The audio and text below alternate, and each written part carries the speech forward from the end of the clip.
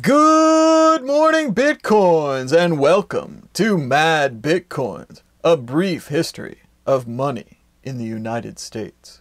Let me issue and control a nation's money, and I care not who writes the laws. Mayor Amschel Rothschild. In the beginning, there were three types of money in the colonies: commodities, coins, and paper money. The money was generally denominated in pounds, shillings, and pence, just like in Great Britain. However, most of the coins were from Spanish dollars, leading to the money of the United States to be denominated in dollars, rather than pounds. However, one cannot live on Spanish dollars alone.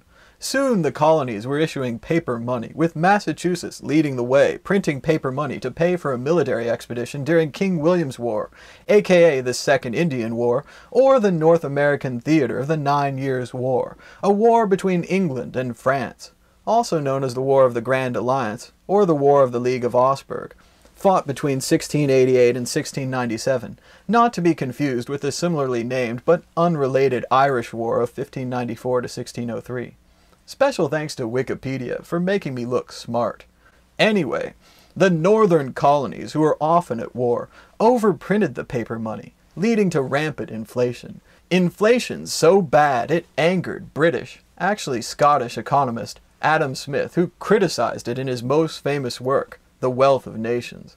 The inflationary nature of the currency, wrote Smith, was a violent injustice to the creditor, a scheme of fraudulent debtors to cheat their creditors. As a result of Smith's criticism, the British Parliament passed several currency acts to regulate the paper money issued by the colonies. The Currency Act of 1751 restricted the emission of paper money in New England. It allowed the existing bills to be used as legal tender for public debts, but disallowed their use for private debts.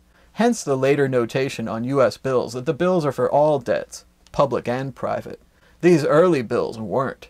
You could now only use them to pay taxes. You had to convert your dollars into pounds to pay merchants.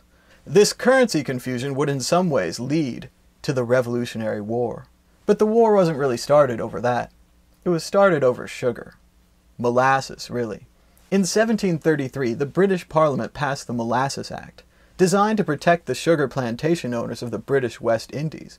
This act was hated in the colonies and largely unpaid by the colonists, who relied on smugglers instead. The Molasses Act expired in 1763 and was soon followed by the Sugar Act of 1764. The economic impacts of the Sugar Act were mostly felt in New England, where the prices rose and the colonists worried about being priced out of the market. Meanwhile, the hated British West Indies continued to prosper. The Sugar Act helped ferment revolutionary ideas in America, leading to Samuel Adams writing that, "If taxes are laid upon us in any shape without our having a legal representation where they are laid, are we not reduced from the character of free subjects to the miserable state of tributary slaves?" A year later, Parliament passed the Stamp Act of 1765. The Stamp Act required that printed materials in the colonies must be produced on stamped paper from London, including legal documents, magazines, playing cards, and newspapers. The purpose of the act was to cover the costs of British soldiers stationed in the colonies after the British victory in the 7 Years' War, aka the French and Indian War, not to be confused with the Northern 7 Years' War of 1563 to 1570 fought between Sweden and an alliance of Denmark, Norway, and Poland, or the Japanese invasions of Korea between 1592 and 1598. The colonists believed that the British troops were unnecessary and that they could defend themselves against Native Americans as they always had. The colonists' slogan was, "No taxation without representation." The act was repealed in 1766, but Parliament followed with the Declaratory Act, declaring that Parliament had the same authority in America that it had in Britain. More taxes and regulations were soon to follow. By 1775, the American Revolution had begun.